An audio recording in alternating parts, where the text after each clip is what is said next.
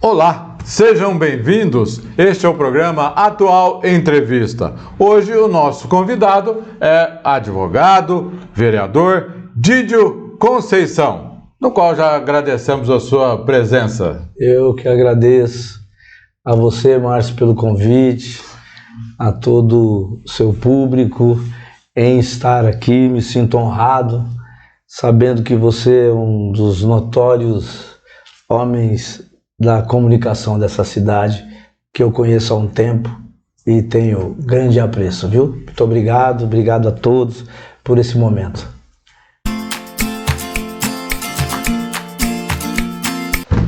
Didio Conceição, você vai contar um pouquinho da sua história aqui na Atual Entrevista e a gente poderia começar com aquela pessoa que começou como assessor, né?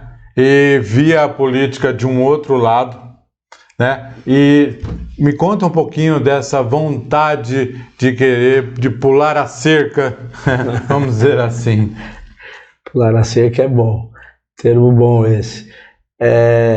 Como nós nos conhecemos há um tempo, e você acompanhou o período de assessoria meu, é algo que eu também me encontrei de repente. Por conta da música, eu acabei virando assessor parlamentar aqui em Taboão da Serra de 2004 a 2012.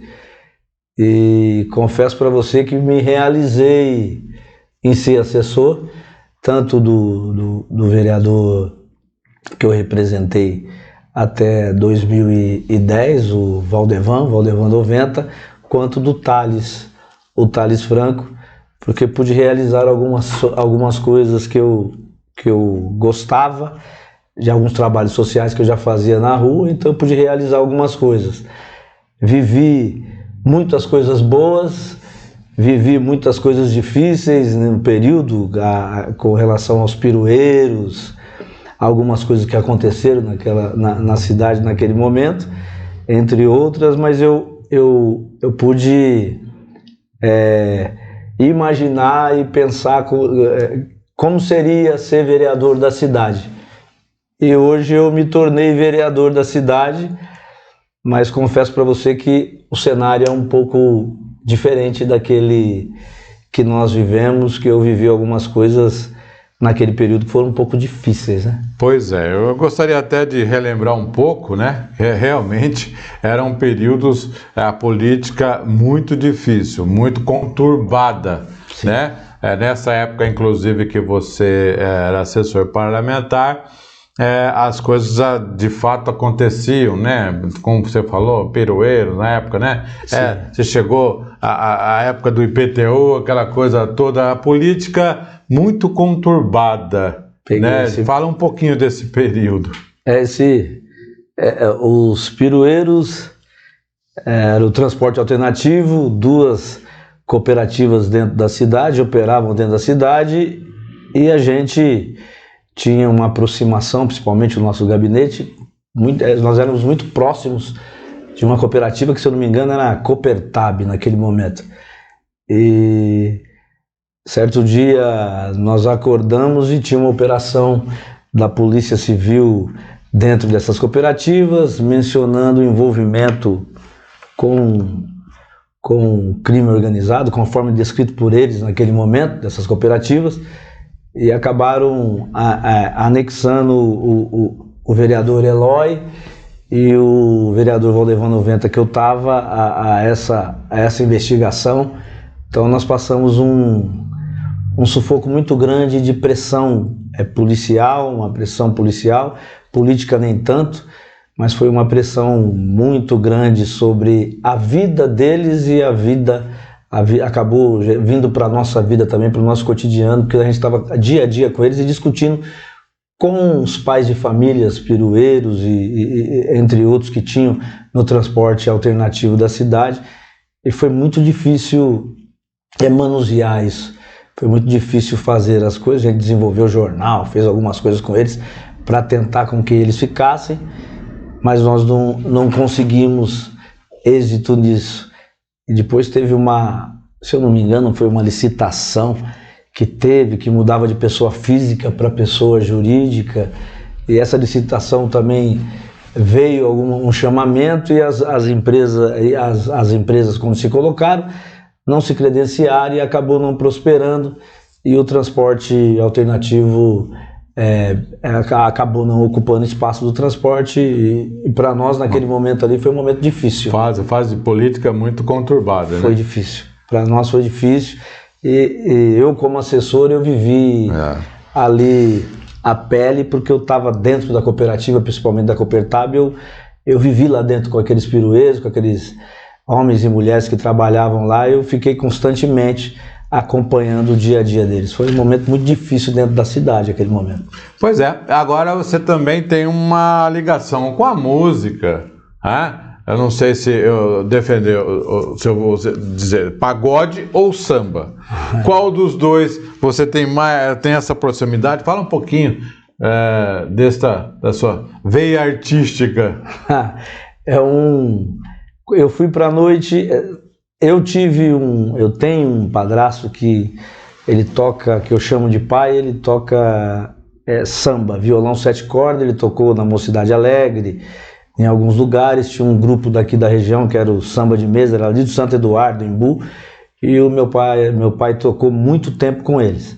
Só que quando criança, eu morei um período com minha mãe e com meu pai, e nos domingos o sofá era tirado da sala e tinha uma banda de samba rock ao vivo. Então, eu acredito que eu acabei no samba por conta disso. Mas o que me fez ir é porque os amigos que tocam, os músicos, eles são muito desrespeitados na noite.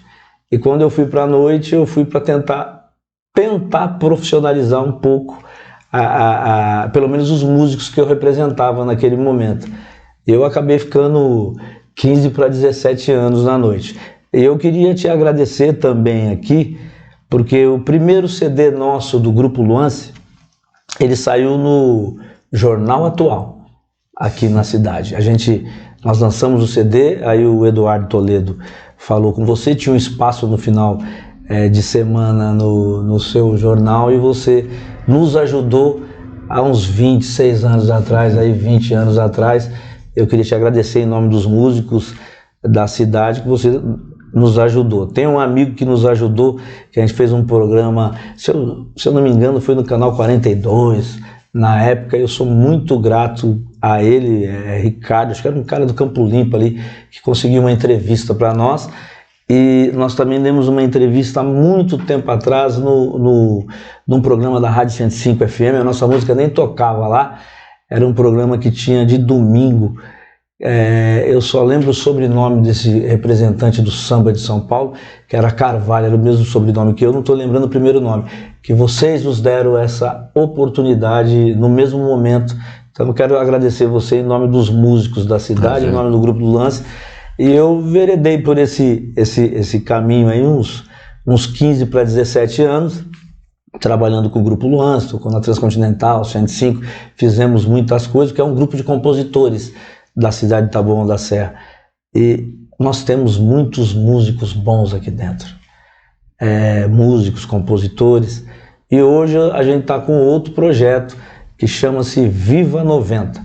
É um projeto que tem o Dinei do Gueto, que foi do Toque Divinal, o Alexandre Pezão, que era do Luance, o Pelezinho, que é do Arte Popular e tocou muito tempo no Refra e no Toque Divinal, e o David. É um projeto novo que a gente está fazendo, uma ideia nova, porque o samba ele deu uma parada das rádios, aconteceu algumas coisas, a gente não sabe diagnosticar o que aconteceu, mas de uns 3, 4 anos para cá ele tem voltado. E nós, com essa sede de apresentar e de demonstrar o talento desses meninos... Com a veia ainda. Com a veia. Aí eu voltei e vou dizer que eu vou para a noite do jeito que eu fui, não, mas a gente está com esse plano novo, e eu vou passar novidades para vocês, para que a gente possa estar usando da credibilidade jornalística que vocês têm para nos ajudar a divulgar.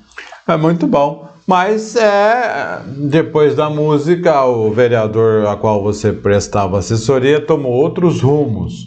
E você foi para advocacia. Me explica aí, me dá uma noção do como é que você foi para advocacia.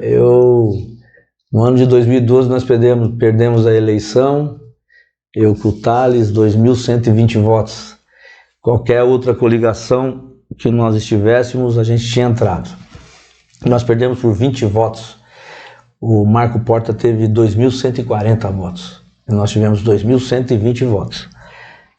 Naquele momento eu olhei um pouco para a minha vida, e mesmo quando eu estava com o Luance, eu estudei rádio e televisão.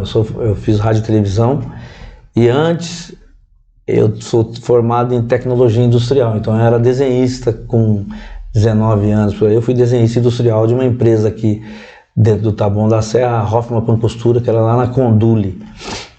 E quando eu fui para música, eu decidi estudar também, fazer rádio e TV.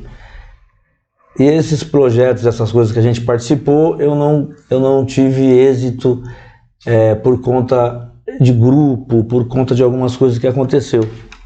No ano de 2012, quando nós perdemos a eleição, eu decidi fazer, eu passando na frente da faculdade, eu falei, eu vou estudar Direito.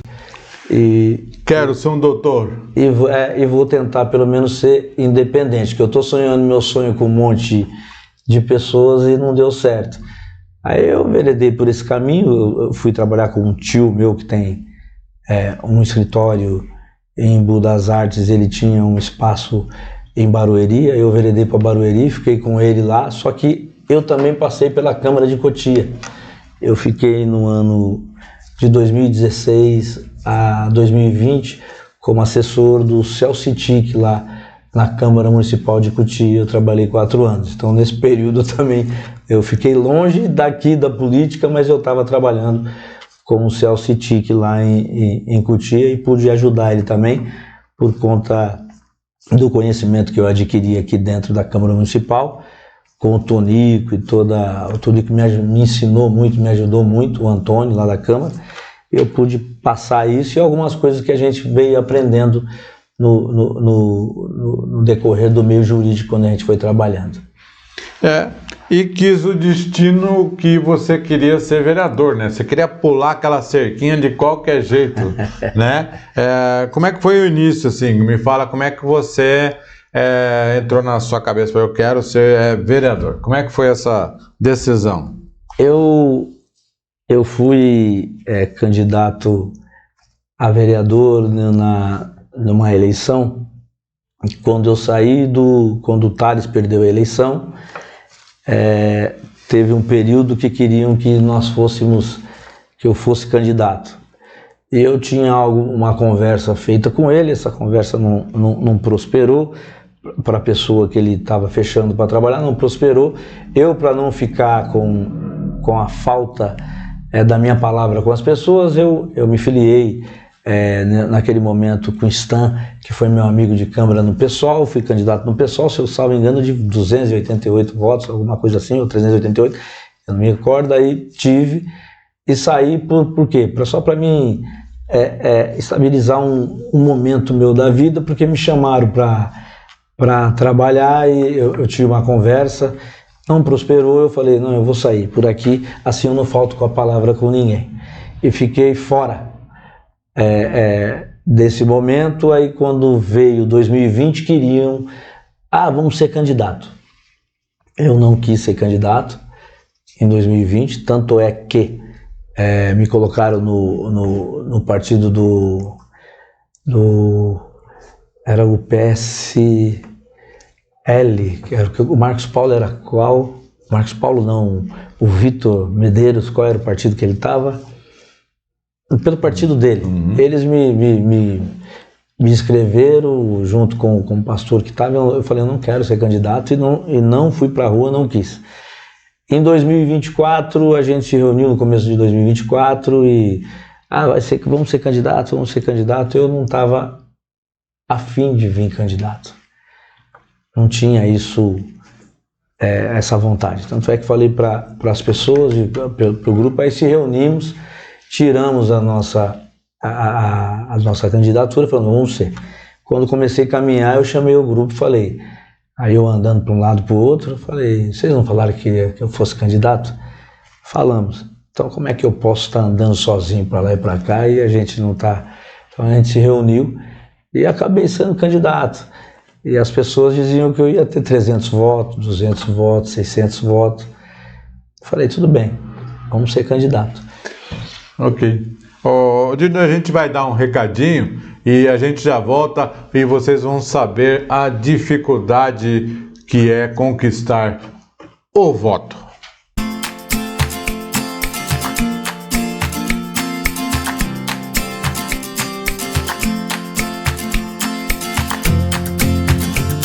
Estamos de volta aqui com o Didio Conceição no nosso segundo bloco, Didio, e eu queria perguntar para você, porque você veio, né, ali do chão da política, vamos dizer assim, e ninguém mais, ninguém menos, porque ser vereador, ele está trabalhando lá 4 anos, ele para pedir o voto, fica mais fácil, porque ele vai pegar um voto do que ele já fez, né? E para quem não é vereador, vai ter que pedir o voto dizendo assim, eu vou fazer. Então fica mais difícil de acreditar, né? Então eu queria que você falasse um pouquinho desse chão da política para a dificuldade de conquistar um voto. É difícil andar nas ruas pedindo voto, porque às vezes você encontra algumas dificuldades de um descontentamento da população, mas eu digo no geral, né?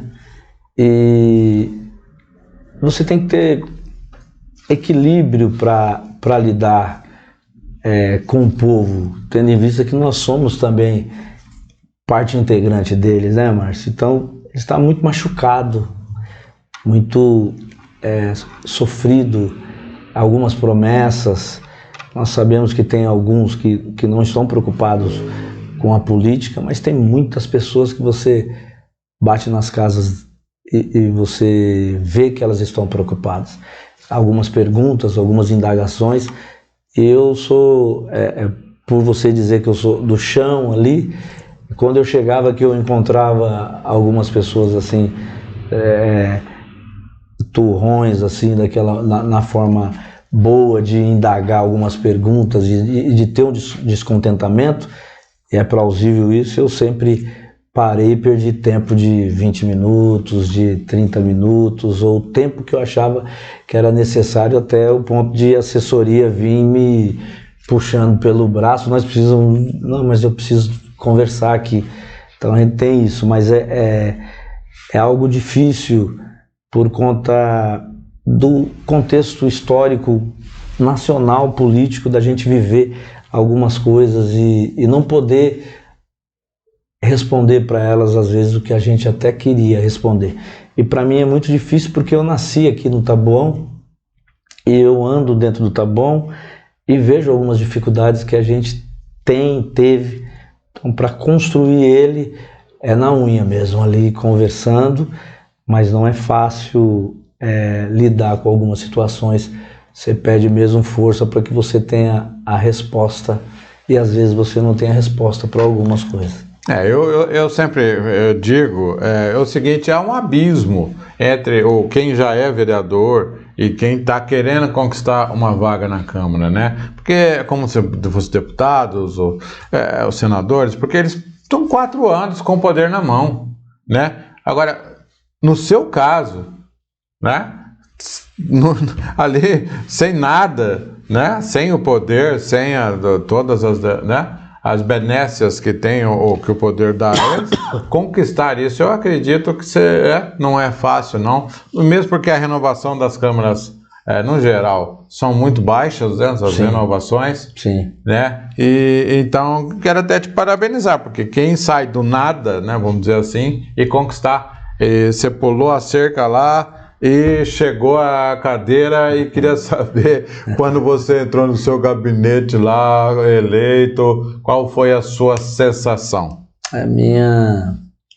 Meu primeiro dia na Câmara foi dia 17 de dezembro de 2024, da minha diplomação. Aí eu cheguei sozinho, com o meu carro ali, entrei, parei na vaga do vereador e entrei naquele corredor da Câmara quando vai lá para o parlamento. Eu estava com o paletó pendurado, aí eu virei e falei: que Deus me ajude a eu tocar o meu barco aqui, porque eu estou indo para um mundo novo, tudo muito novo, e que eu consiga pelo menos 1%, 2%, 3% do que eu disse na campanha eu consiga fazer, para que eu deixe um pouco de legado, alguma coisa. Mas é o frio na barriga de um jogo da seleção brasileira aí que eu acredito que os jogadores sintam, trazendo para um contexto de hoje. Eu dei um friozinho na barriga, mas ao mesmo tempo uma alegria de poder ter nascido na cidade e hoje um desacreditado, assim como grande parte dos homens que compõem lá, mas eu sei a minha história, eu estou falando da minha, está sentado no Poder Legislativo da cidade e está podendo representar e tentar deixar legado para algumas pessoas. Didi, eu queria saber o seguinte, você já tem umas principais prioridades aí para o seu mandato? Você já definiu quais são algumas prioridades para o seu mandato? Sim, a gente pautou um pouco em algumas coisas que nós falamos na campanha. Nós falamos muito da criança na campanha e eu falei muito do idoso. Eu acho que a pessoa que mais produziu na cidade é o idoso. E nós devemos para essas pessoas, porque quem construiu essa cidade que hoje nós estamos recebendo são eles. E nós pensamos em alguns projetos para os idosos, que nem a creche para o idoso. Logo que entrei, acho que foi o primeiro projeto de lei, a URSE, a Unidade de Referência da Saúde do Idoso. Mas, como todo projeto, você prepara o projeto de lei, vira lei, e você precisa fomentar ele para ele funcionar. Essas foram essas algumas pautas que nós temos. Nós temos os olhos voltados para o idoso e também para a criança, porque a gente vê como o maior patrimônio da cidade a criança, é o futuro. E a gente conseguiu apresentar um projeto de lei o ano passado, se eu não me engano foi na última sessão, na penúltima sessão, que é um censo municipal para as pessoas com espectro autista. Por que eu estou dizendo para as crianças? Porque eu faço visita nas escolas hoje e pergunto quantas crianças tem. Eu venho me relacionando com os diretores, com as pessoas, e venho perguntando. E eu tive em Brasília num congresso, primeiro congresso nacional das pessoas com espectro autista. Eu fui para um congresso lá e eu conheci um pessoal do Rio de Janeiro, fiz uma conversa muito boa com eles, e eu tenho o pessoal da APAE aqui dentro de Taboão da Serra, e alguns representantes do Mão Solidária, entre outros, que vieram falando para mim, e eu peguei esse projeto de lei e apresentei. O que é esse censo? O último IBGE é de 2019. Ele diz a nós que nós temos 2,4 milhões de pessoas com espectro autista dentro do Brasil. Só que tem um Instituto Internacional que pontua que nós temos 6,8 milhões. E por que a gente quer fazer o censo? Dentro da cidade, juntamente com a Secretaria de Saúde, o nosso prefeito engenheiro Daniel. Por quê? Quem faz esse censo para nós quem vai fazer é um instituto ligado à USP. E a gente quer diagnosticar, olhar onde está essas pessoas, ver o que elas necessitam. Então a nossa pauta é criança e idoso. Didi, já 1 ano e meio de mandato, né? 1 ano e meio de mandato. Qual foi o projeto mais importante que você apoiou e votou? Mais importante que eu apoiei e votei? Eu acredito que dá importância, por exemplo, eu vou mencionar 2 que me veio aqui agora. Teve um projeto que ele é muito simples do ponto de vista técnico e não tiver essa visão anterior, por isso que eu sempre menciono ele. Ele é simples do contexto técnico, porque era o parcelamento da dívida com o Taboão Prev. desse contexto ele é simples, porque era só trazer a dívida e parcelar. E a gente votar, ou os vereadores, ou a Câmara antiga votar, ou o prefeito apresentar, votar, e a gente poder executar as emendas. Isso estava parando as emendas que tinham dentro da cidade, porque deixava o nome do Taboão da Serra, esdrúxulamente falando, impedido de receber as emendas. Então nós votamos esse projeto logo no começo, e as emendas que estão sendo executadas é por conta disso, e a gente, no passado tão próximo aí, não recebíamos por conta disso, né? Então eu fiquei muito feliz em poder participar desse momento. O outro projeto que eu achei interessante, nós não sabemos o tempo que virá, é o alvará único do metrô, porque talvez senão hoje não teria essa obra sendo tocada, esbarrada na burocracia de tantos alvarás que o Poder Executivo nos trouxe para que a gente pudesse participar e votar para que as pessoas possam, enfim, ter um pouquinho de mobilidade, né, com o metrô aí. Uhum. Eu vou entrar numa questão de 1 ano e meio também de mandato, mas se é possível, como é que você mede o seu trabalho como vereador? Como é que você mede isso para ver se você está indo bem ou mal? Eu ando... Muita cobrança na rua? Bastante. Eu ando na rua e ouço, né? Porque eu ando bastante. Eu vou em alguns lugares, ando na rua e vejo algumas pessoas me dizendo... Esse é o termômetro? É o meu termômetro. Eles dizendo a mim: pô, a gente está te acompanhando, estou vendo, tem algumas coisas que está fazendo. Esse projeto que eu falei do censo, além de votar, ele virou lei, e eu fomentei com 470 mil de emenda para a saúde, para que a gente pague o Instituto para executar esse projeto. Então a gente conseguiu fazer esse caminho, começo, meio, né, e agora vinha a execução. A gente conseguiu fazer isso daí. Então esse projeto ele tem também, eu tive numa visita no sábado, e eu pude fazer essa aferição que você está falando, que eu encontrei uma professora, ela falou: eu vi que você apresentou um projeto de lei voltado para as pessoas com espectro autista, fiquei muito feliz que você mandou a emenda. Essas coisas a gente consegue aferir, né, na rua. Didio, na sua opinião, qual o maior problema da cidade, o maior problema que a cidade enfrenta hoje?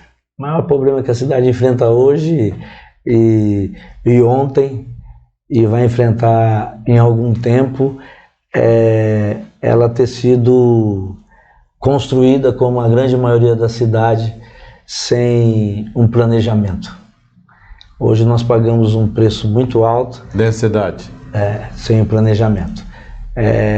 Acabamos aumentando o número excessivo da população, mas não construímos equipamentos públicos, ruas em alguns bairros bem fechadas, não tendo a medida, e acabou faltando equipamento público, mas eu espero que a gente possa trabalhar nesse sentido e trazer mais algumas UBSs, mais algum pronto-socorro, e quem sabe um dia trazer um hospital realmente municipal para a cidade, que gera muito custo, mas que a gente possa fazer uma parceria e trazer isso para dentro da cidade.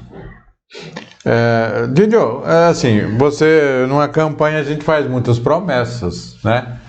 Tem um plano de governo, mas faz muitas promessas. Qual é a promessa que você fez que você acha que seja difícil de cumprir?